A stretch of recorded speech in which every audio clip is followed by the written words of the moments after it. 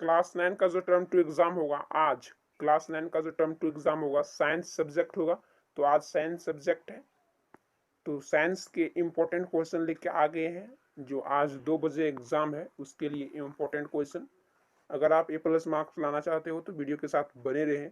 मैं ऐसी tips tricks and VVI question set किया हूँ जो सेम इसी प्रकार का क्वेश्चन आज 2 बजे के एग्जाम में पूछा जाएगा। तो चलिए आज का वीडियो स्टार्ट करते हैं। वीडियो शुरू करने से पहले आपसे एक रिक्वेस्ट है कि चैनल पर नए हैं तो चैनल को सब्सक्राइब जरूर कर दे। तो पहला जो क्वेश्चन है वो दीर्घ उत्तरीय प्रश्न है। संक्रमण रोग फैलने की विभिन्न विधियां कौन कौन सी है? इसका आंसर है संक्रमित रोगों के फैलने की माध्यम निम्नलिखित है। निम्नलिखित आने नीचे है। पहला, वायु द्वारा। वायु द्वारा कैसे फैलता है? तो छींकने व खांसने से रोगाणु वायु में आ जाते हैं तथा स्वस्थ व्यक्ति में चले जाते हैं। दूसरा विधि है जल द्वारा। प्रदूषित व संक्रमित पानी पीने से रोगाणु हमारे शरीर में चले जाते हैं। तीसरा विधि क्या है? लैंगिक संपर्क। कुछ बीमारी जैसे एड्स संक्रमित व्यक्ति के साथ लैंगिक संपर्क करने पर फैलती है। चौथा विधि है कुछ जीव जंतु जैसे मादा एनाफिलीज मच्छर भी रोगवाहक का काम करते हैं। अगला क्वेश्चन है संक्रामक रोगों को फैलने से रोकने के लिए आपके विद्यालय में कौन कौन सी सावधानियां आवश्यक है? पहला, भीड़ भाड़ कम करके। दूसरा, स्वच्छ पीने का पानी उपलब्ध कराकर। तीसरा, ग्राउंड व कक्षा के कमरों को स्वच्छ रखकर। चौथा, खांसते व छींकते समय रुमाल का उपयोग करके। पांचवा, स्कूल के आसपास पानी इकट्ठा नहीं होना चाहिए। छठा, वैक्सीन का टीका लगवाकर। सातवां, टॉयलेट को साफ रखकर। ये विधि है अपने। और आगे की ओर है खुले फल व भोजन का उपयोग नहीं करना चाहिए। तो ये सब क्वेश्चन इंपॉर्टेंट क्वेश्चन है। जितने भी क्वेश्चन हम सेट किए सभी इंपॉर्टेंट है, आप लोग इसको अच्छी तरीके से पढ़ लीजिएगा। अगला क्वेश्चन है लघु उत्तरीय प्रश्न है। 3 नंबर का प्रश्न है कि वायुमंडल एक कमल की तरह कैसे कार्य करता है? तो इसका जो आंसर है वायुमंडल एक कमल की तरह कार्य करता है। पहला, यह औसत ताप को स्थिर रखता है। दूसरा, यह दिन के समय अचानक ताप की वृद्धि को रोकता है। तीसरा है रात के समय यह बाहरी अंतरिक्ष में उष्मा के पलायन को रोकता है। तो इतना लिख देंगे तो 3 नंबर मिल जाएगा। अगला इंपॉर्टेंट क्वेश्चन है जीवों को जल की आवश्यकता क्यों होती है? जीवों को जल की आवश्यकता क्यों होती है? तो इसका जो सही आंसर वो सभी कोशिकीय प्रक्रिया जल माध्यम में होती है। अगला है पदार्थों का संवहन घुली अवस्था में होती है। तीसरा है प्राणी को जीवित रहने हेतु जल आवश्यक है। चौथा है जल प्राणियों का आवास भी है। स्थलीय जीवों को मीठे जल की आवश्यकता होती है। तो ये हो जाएगा इस प्रश्न का आंसर। अगला इंपॉर्टेंट क्वेश्चन है मृदा यानी कि मिट्टी अपरदन क्या है? तो मृदा की ऊपरी उपजाऊ परत की हटने की प्रक्रिया को मृदा का अपरदन कहते हैं। ये हो जाएगा इस प्रश्न का आंसर। अगला क्वेश्चन है ग्रीन हाउस यानी कि हरित गृह प्रभाव क्या है? तो ग्रीन हाउस प्रभाव क्या है? वायुमंडल में उपस्थित CO2 परत द्वारा उसमें प्रभाव वाली अवरक्त किरणों के प्रगृहित होने की वजह से वायुमंडल में गर्म हो जाने को ग्रीन हाउस प्रभाव कहते हैं। अगला इंपॉर्टेंट क्वेश्चन है वायुमंडल में पाए जाने वाले ऑक्सीजन के 2 रूप कौन कौन से हैं? तो वायुमंडल में पाए जाने वाले ऑक्सीजन के निम्नलिखित 2 रूपों में पाई जाती है। पहला क्या है? वो द्विपरमाणु रूप में ऑक्सीजन O2 और एक त्रिपरमाणु रूप में ऑक्सीजन O3 जिसको ओजोन भी कहते हैं। अगला है ओजोन अवक्षय के हानिकारक प्रभाव क्या होते हैं? तो ओजोन अवक्षय के हानिकारक प्रभाव त्वचीय कैंसर हो सकता है, वैश्विक वर्षा हो सकता है, पारिस्थितिक असंतुलित हो सकता है, आंखों तथा प्रतिरक्षी तंत्र को हानि हो सकता है। ये हो जाएगा इस प्रश्न का आंसर। इंपॉर्टेंट क्वेश्चन है ये सब, जितने भी क्वेश्चन हम सेट किए सभी इंपॉर्टेंट है। फिर इधर दृढ़ उत्तरीय प्रश्न आ गया यानी कि 5 नंबर का क्वेश्चन है मृदा का निर्माण किस प्रकार होता है? तो मिट्टी बनाने में निम्नलिखित कारक काम करते हैं। पहला क्या है? सूर्य कैसे काम करता है? तो पत्थर को गर्म करता है जिससे वे प्रसारित हो जाते हैं। रात के समय पत्थर सिकुड़ जाते हैं, इससे उसमें दरार पड़ जाती है और वह टूट जाता है। और दूसरा कारक क्या है? दूसरा कारक है जल मिट्टी के निर्माण में 2 तरीके से सहायता करता है। पहला का किस तरीके से? सूर्य के ताप से बनी दरार में पानी भर जाता है, जो यदि जम जाता तो वह दरार को चौड़ा कर देता है, लेकिन यदि पानी बाद में जमता है तो यह दरार को और भी चौड़ा करेगा, क्योंकि बहता हुआ जमा हुआ पानी पत्थर को छोटे छोटे टुकड़ों में तोड़ देता है। दूसरा क्या है? तेज गति से बहता पानी पत्थर के टुकड़ों को बाहर ले जाता है, जिससे आपस में टकराकर टूटकर वो छोटे हो जाते हैं। इस प्रकार मिट्टी अपने मूल पत्थर के स्थान से काफी दूर पाई जाती है। तीसरा कारक क्या है? हवा से पत्थर के टुकड़े आपस में टकराकर और भी छोटे टुकड़ों में बढ़ जाता है, जिससे मिट्टी का निर्माण होता है। चौथा कारक क्या है? जीव भी मिट्टी के बनने की प्रक्रिया को प्रभावित करते हैं। लाइकन पत्थरों की सतह पर उगते हैं, जो पत्थर को चूर्ण के रूप में बदल देते हैं और मिट्टी की परत का निर्माण करते हैं। इसी प्रकार मोस भी मिट्टी को बारीक करने का काम करता है। तो ये है मिट्टी कैसे निर्माण होती है उसकी पूरी प्रक्रिया। 5 नंबर का क्वेश्चन है। अगला है मृदा अपरदन को रोकने और कम करने के कौन कौन से तरीके? तो ये भी क्वेश्चन जो है ये 5 नंबर का क्वेश्चन है, ठीक ना। 5 नंबर मिलेगा इसमें। तो अपरदन को रोकने और कम करने के तरीके, पहला के अधिक से अधिक फसल उगाना चाहिए। दूसरा अधिक चराई को रोकना। तीसरा है पेड़ों के कम करना तथा कटे गए पेड़ों के स्थान पर अधिक पेड़ उगाना। चौथा है मिट्टी की उपजाऊ शक्ति को बनाए रखना तथा फसल उगाना।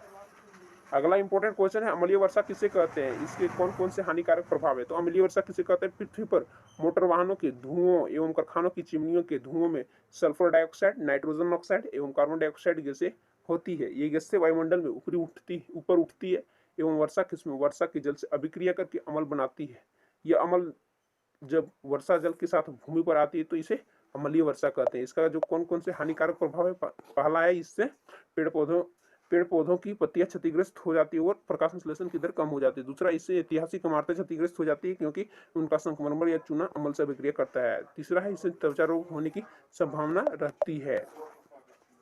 अगला क्वेश्चन है वैश्विक ऊष्मन या पौधागत प्रभाव क्या है, इसके क्या परिणाम हो सकते हैं। तो वैश्विक ऊष्मन या पौधागत प्रभाव क्या है, पृथ्वी पर मानव गतिविधियों के कारण वायुमंडल में ऊष्मा शोषक गैसों CO2, CH4, O3 की सांद्रता बढ़ जाती है। इससे पृथ्वी का तापमान बढ़ता है। इसी प्रकार को वैश्विक ऊष्मन या पौधागत प्रभाव कहते हैं। तो ये क्वेश्चन अगर आप लिख दिए तो इसके क्या परिणाम होगा वो आगे बात करेंगे हम। इससे 5 नंबर मिलेगा, ठीक ना। परिणाम यही दिया है, ठीक ना, नहीं दिया है। इसके क्या परिणाम हो सकते हैं, यानी कि परिणाम यहाँ नहीं दिया है, ठीक। अगला क्वेश्चन की ओर चलते हैं। अगला क्वेश्चन है प्रतिरक्षीकरण क्या है। तो जब किसी वैक्सीन या टीका का उपयोग करके शरीर के अंदर सूक्ष्म जीवों को मारकर या उनके प्रवेश पर रोक लगाते हैं तो इससे शरीर की प्रतिरोध क्षमता बढ़ जाती है। शरीर में रोगों से लड़ने की क्षमता का विकास करने की प्रक्रिया को क्या कहते हैं, प्रतिरक्षीकरण कहते हैं। अगला क्वेश्चन है इलेक्ट्रॉन, प्रोटॉन और न्यूट्रॉन की गुणों की तुलना करें। तो इलेक्ट्रॉन, प्रोटॉन, न्यूट्रॉन की गुणों की तुलना क्या है। पहला सबसे पहले कॉलम में लिखना है कण क्या है, इलेक्ट्रॉन है, प्रोटॉन है, न्यूट्रॉन है। संकेत में 0E1 11P 10N। द्रव्यमान क्या है 9.108.10⁻³ किलोग्राम, किसका, इलेक्ट्रॉन का। और यह है प्रोटॉन का द्रव्यमान, ठीक ना, 1.676.10⁻27 किलोग्राम। और न्यूट्रॉन का है 1.676.10⁻27 किलोग्राम। इसका आवेश क्या है, एक इकाई आवेश है। और प्रोटॉन का भी एक इकाई धन आवेश है। इसका ऋण आवेश है, ठीक ना, ये इलेक्ट्रॉन का ऋण आवेश है और प्रोटॉन का ये धन आवेश है। और न्यूट्रॉन का शून्य आवेश, यानी कि कोई भी आवेश नहीं है। अगला क्वेश्चन है समस्थानिक की परिभाषा दें, इसके मुख्य अभिलक्षण एवं अनुप्रयोग लिखें। तो वैसे तत्व, ये 5 नंबर का क्वेश्चन है, ठीक ना, 5 नंबर मिलेगा अगर इसको लिखेंगे तो। वैसे तत्व जिनकी परमाणु संख्या समान लेकिन परमाणु द्रव्यमान संख्या अलग अलग होती है उसे समस्थानिक कहते हैं। जैसे कार्बन के 2 समस्थानिक है, कार्बन जो उसके 2 समस्थानिक है। इसका जो परमाणु द्रव्यमान है वो कितना है 12, लेकिन परमाणु संख्या कितना है 6।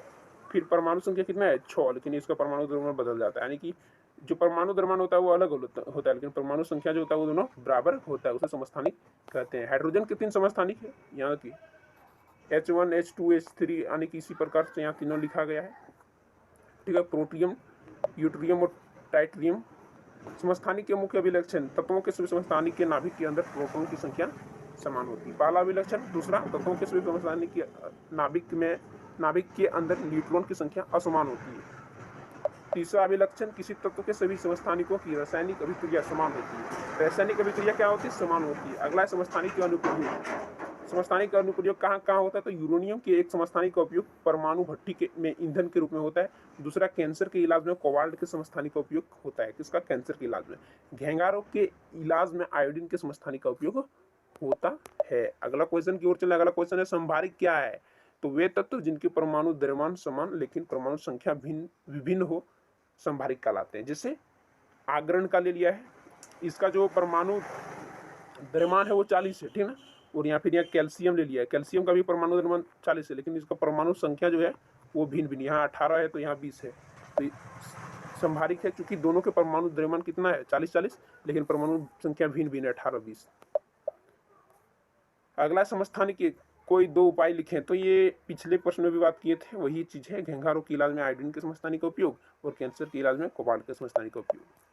अगला क्वेश्चन है परमाणु उदासीन है, इस तथ्य को थॉमसन के मॉडल के आधार पर स्पष्ट करें। तो ये 3 नंबर का क्वेश्चन है। कितने नंबर का, 3 नंबर का क्वेश्चन है।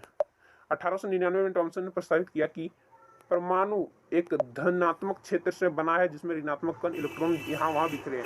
दूसरा, परमाणु के धनात्मक और ऋणात्मक आवेश एक दूसरे को संतुलित अथवा काट देते हैं, इसलिए परमाणु उदासीन होते हैं। अगला क्वेश्चन, अगर किसी परमाणु का K व L कोष भरा है, ठीक ना, तो उस परमाणु में इलेक्ट्रॉन की संख्या क्या होगी। जैसे मान लिया जाए परमाणु में KO एल कोष भरा है, ये हो गया मान लीजिए के कोष और ये हो गया एल कोष, ये सब दोनों भरा है। तो इसमें इलेक्ट्रॉन की संख्या क्या होगी, तो के कोष की इलेक्ट्रॉन संख्या 2 होगी, एल कोष की इलेक्ट्रॉन संख्या 8। इस प्रकार जो दोनों को जोड़ेंगे तो कितना होगा 10। ठीक है, सबसे बाहरी में 8 होता है इसलिए एल में 8 लिए। अगला है सूत्र इकाई द्रव्यमान को परिभाषित करें, उदाहरण देकर इसका स्पष्टीकरण करें। तो किसी पदार्थ का सूत्र इकाई द्रव्यमान उसके सभी संघटक परमाणु के द्रव्यमान के योग का बराबर होता है, योग होता है, ठीक ना, योग होता है। जैसे यहाँ एक उदाहरण दिया है सोडियम क्लोराइड का। तो सूत्र इकाई द्रव्यमान में क्या याद रखना है आप लोग को, परमाणु द्रव्यमान। जैसे सोडियम का परमाणु द्रव्यमान कितना होता है 23 और परमाणु संख्या कितना होता है 11। तो परमाणु द्रव्यमान याद रखना है, सूत्र इकाई द्रव्यमान और आणिक द्रव्यमान। आणिक द्रव्यमान और सूत्र इकाई द्रव्यमान एक ही होता है, एक ही परिशेष से बनता है। अगला है मोल से आप क्या समझते हैं, तो मोल पदार्थ की वो मात्रा है जिसमें कणों की संख्या परमाणु आयन आयन अणु या सूत्र इकाई कार्बन 12 के ठीक 12 ग्राम में विद्यमान परमाणुओं के बराबर होता है। अगला क्वेश्चन है मोलर द्रव्यमान क्या है, तो पदार्थ के एक मोल अणुओं का द्रव्यमान उसका मोलर द्रव्यमान कहलाता है। अगला क्वेश्चन अवगाद्रो संख्या, अवगाद्रो संख्या क्या है, तो किसी पदार्थ के एक मोल में विद्यमान कणों जिससे परमाणु अणुओं या आयनों की संख्या को अवगाद्रो संख्या कहते हैं। इसका मान 54.022 प्रति मोल होता है। मेरा चैप्टर वाइज सब वीडियो बना दिया, जाके आप देख लीजिए मेरे चैनल में। सब न्यूमेरिकल क्वेश्चन है, इंपॉर्टेंट न्यूमेरिकल क्वेश्चन का भी वीडियो मैंने बताया है, सब बताया है, बनाया है, चैनल में है, देख लीजिए। देखिए यहाँ भी न्यूमेरिकल क्वेश्चन है, ये है आणविक द्रव्यमान का परिकलन कीजिए। जैसे CO2 ले लिया, ठीक ना, CO2 का आणविक द्रव्यमान क्या होगा, तो C कार्बन, कार्बन का कितना होता है परमाणु द्रव्यमान 12 प्लस ऑक्सीजन, ऑक्सीजन का होता है 16, लेकिन यहाँ नीचे में 2 है इसलिए 16 गुना 2 यानी कि 32। इस प्रकार 12 प्लस 32 जब जोड़ेंगे तो 44 ग्राम जो होगा, 44 यूनिट बिल्कुल सही आंसर होगा। इस प्रकार यहाँ पूरा हल है, मैं दिखा देता हूँ, आप लोग अच्छी तरीके से देख लीजिए। मैं इसको उतना हल नहीं करूँगा क्योंकि वीडियो लंबी हो जाएगी।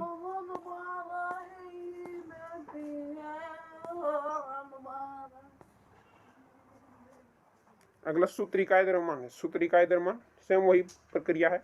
जैसे NaCl लिया है, Na यानी कि सोडियम, तो सोडियम का परमाणु द्रव्यमान कितना होता है 11। अब यहाँ देखिए ये Na अकेला है, इसके साथ कुछ नहीं, तो एक के साथ गुना करेंगे फिर प्लस का चिन्ह। फिर यहाँ क्लोरीन, क्लोरीन का कितना होता है 35.5, इसके साथ भी कुछ नहीं है इसलिए 35.5 गुना 1 करेंगे। अगर कोई संख्या रहता तब 1 या 2 से उसको गुना करते हैं, ठीक। तो 11 को एक के साथ गुना करेंगे तो 11 होगा, प्लस 35.5 को 1 से गुना करेंगे तो 35.5 होगा। अगर जो दोनों को जोड़ेंगे तो कितना होगा, 1 मिनट,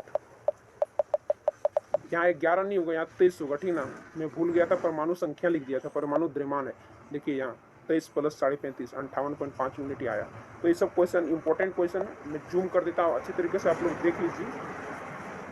फिर अगर है मोल में परिवर्तित करें, तो ये सब क्वेश्चन जितना भी मैंने अपने वीडियो में बता दिया है, ठीक ना, चैनल में खोजिए। ध्वनि क्या होता है, कार्य तथा ऊर्जा, सब चैप्टर वाइज मैंने वीडियो बनाया है, बहुत ही इंपॉर्टेंट क्वेश्चन वहाँ भी है, जाके देख लीजिए। आप लोग को, आप लोग के पास समय जो है बहुत कम है, इसलिए जाके वीडियो देखिए।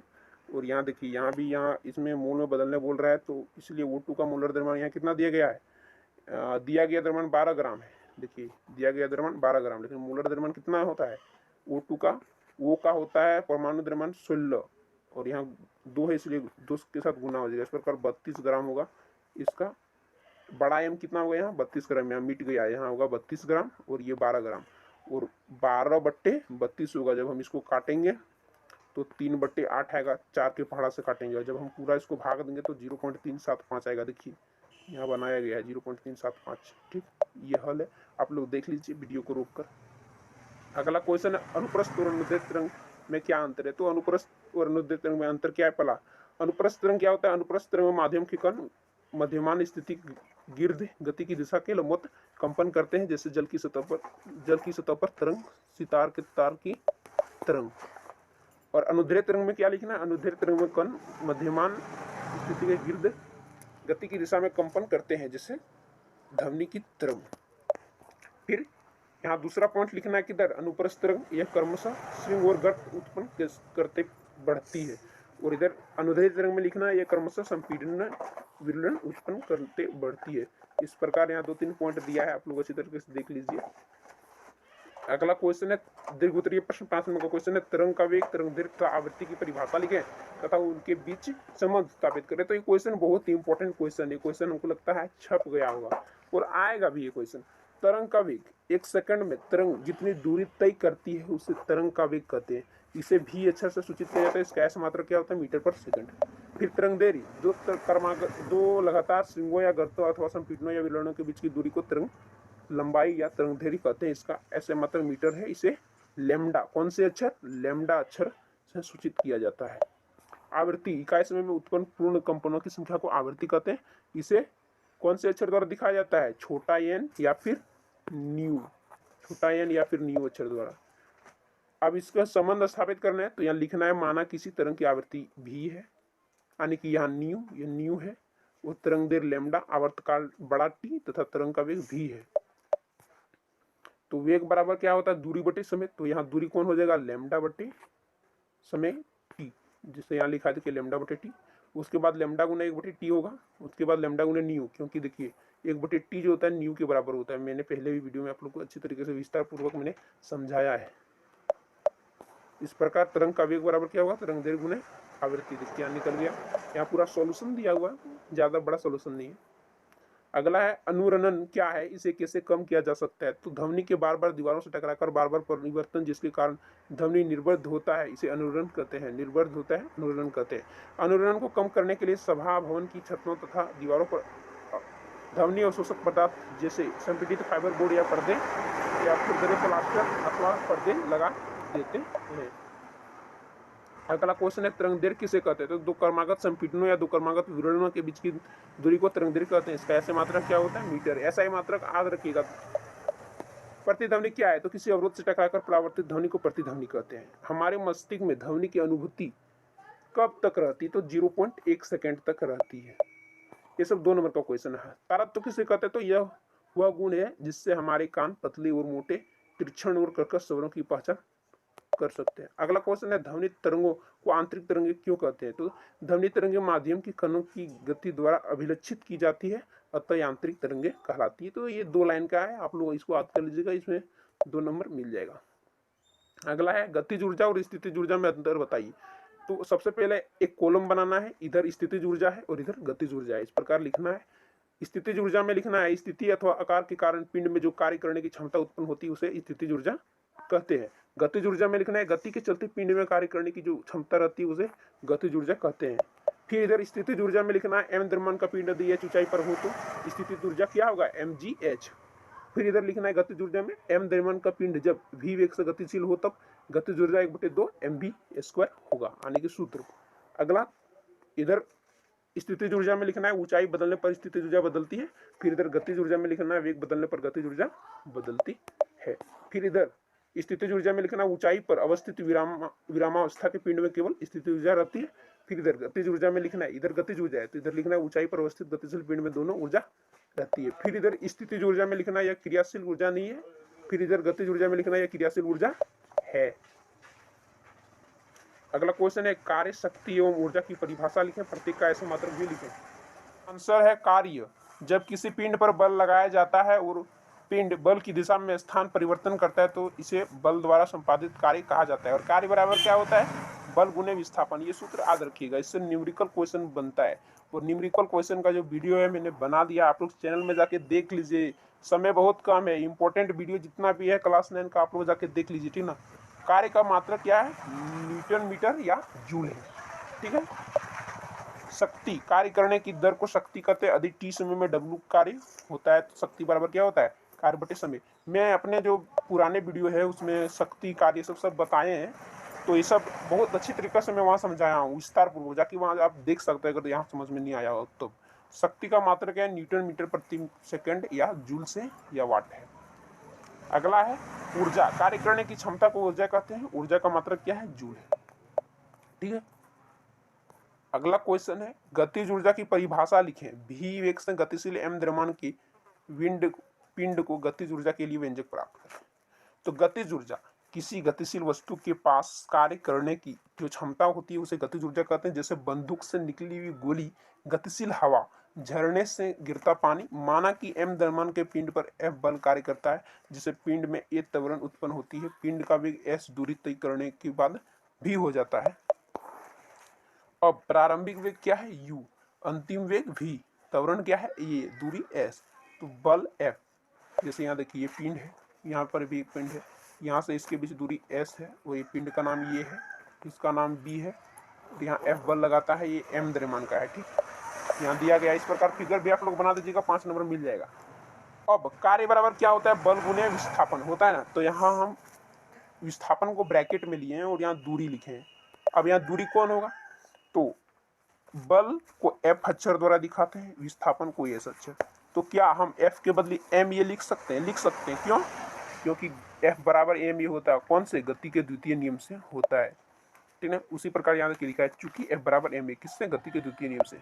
और m a को फिर यहाँ s के साथ मिला दिया ब्रैकेट में, और फिर mv²/2 कर दिया, यानी कि v² बराबर क्या होता है? 0² + 2a, इसलिए as क्या होगा? as बराबर हो जाएगा v²/2। यहाँ पूरा हल दिया गया है, मैंने भी इसका वीडियो बनाया है, गतिज ऊर्जा के लिए व्यंजक प्राप्त कीजिए, और ये हो जाएगा 1/2 mv²। और गतिज ऊर्जा को कौन से अक्षर द्वारा दिखाते हैं? ई के अक्षर द्वारा। ठीक है, ये याद रखिएगा। इसका सूत्र है 1/2 mv²। मेरा वीडियो जाके देखिए जो मैंने उसमें बताया है, अगर यहाँ समझ में ना आया हो, यहाँ मैं जल्दीबाजी में बता रहा हूँ। अगला क्वेश्चन है, 15 kg द्रव्यमान की एक वस्तु 4 मीटर/सेकंड के एक समान वेग से गतिशील है, वस्तु की गतिज ऊर्जा कितनी होगी? तो यहाँ देखिए m कितना दिया, यानी कि द्रव्यमान कितना दिया? 15 kg, और वेग कितना दिया है? v 4 मीटर/सेकंड दिया है। यहाँ निकालने क्या बोल रहा है? गतिज ऊर्जा। तो गतिज ऊर्जा का सूत्र क्या होता है? अभी तुरंत मैंने बताया, काइनेटिक एनर्जी का सूत्र क्या होता है? 1/2 गुने m गुने v², ये सूत्र होता है ना। तो यहाँ m कितना है? 15, और v 4, तो 4 का स्क्वायर हो जाएगा।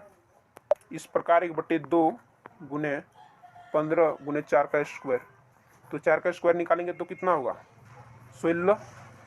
15 गुने 16, अब 2 के पहाड़ा से 16 को काटेंगे 8 बार में। इस प्रकार 15 और 8 गुना हो जाएगा, तो कितना हो जाएगा? 15 ठीक 120 जूल, और 120 जूल जो होगा बिल्कुल सही आंसर हो जाएगा इस प्रश्न का। यहाँ देखिए हल दिया गया है, मैं जूम कर देता हूँ, आप लोग अच्छी तरीके से देख लीजिए। अगला क्वेश्चन है, कार्य की परिभाषा लिखें। तो किसी पिंड पर किया गया कार्य उस पर लगाए गए बल के परिणाम एवं बल की दिशा में उसके द्वारा तय की गई दूरी के गुणनफल को परिभाषित होता है। कार्य का मूल मात्रक क्या है? मात्रक क्या है? जूल है, अर्थात 1 जूल बराबर 1 न्यूटन गुना 1 मीटर होता है। अगला क्वेश्चन है, हम कब कहते हैं कि कार्य किया गया है? तो जब किसी वस्तु पर बल लगाया जाता है और वस्तु विस्थापित हो जाती है तो कहा जाता है कि कार्य किया गया है। अगला है, 1 जूल कार्य को परिभाषित करें। तो 1 जूल किसी वस्तु पर किए गए कार्य की वो मात्रा है जब 1 न्यूटन का बल वस्तु को बल की क्रिया रेखा की दिशा में 1 मीटर विस्थापित कर दे, तो उसे 1 जूल कार्य परिभाषित हो जाता है। यही था अंतिम क्वेश्चन, और ये जितने भी क्वेश्चन मैंने बताया सब इम्पोर्टेंट क्वेश्चन है, इसको अच्छी तरीके से पढ़ लीजिए। अगर 1-2 क्वेश्चन नहीं समझ में आता है तो मैंने उसके लिए ऑलरेडी वीडियो बना दिया है, मेरे चैनल में जाइए, वहाँ चैप्टर वाइज, जैसे ध्वनि चैप्टर है तो वहाँ ध्वनि के लिए अलग वीडियो बना हुआ है, ठीक है ना। वो कार्य तथा ऊर्जा चैप्टर है, उसके लिए भी अलग वीडियो बना हुआ है। हम बीमार क्यों होते हैं उसका भी अलग वीडियो बनाया है। प्राकृतिक संपदा के भी अलग वीडियो बनाया, जाके वहाँ देखिए। और मैं आप लोग से एक रिक्वेस्ट करता हूँ कि परीक्षा जो है ना, परीक्षा से पहले आप लोग घबराइएगा मत। बहुत से स्टूडेंट होते हैं कि यहाँ से याद करके जाते हैं लेकिन वहाँ जाके घबरा के सब भूल जाते हैं। वहाँ डरना नहीं है। आज के लिए इतना ही, मिलते हैं अगली वीडियो में। आपका परीक्षा जो हो बहुत अच्छा जाए, यही मैं भगवान से विनती करता हूँ। तब तक के लिए जय हिंद, जय भारत, वंदे मातरम।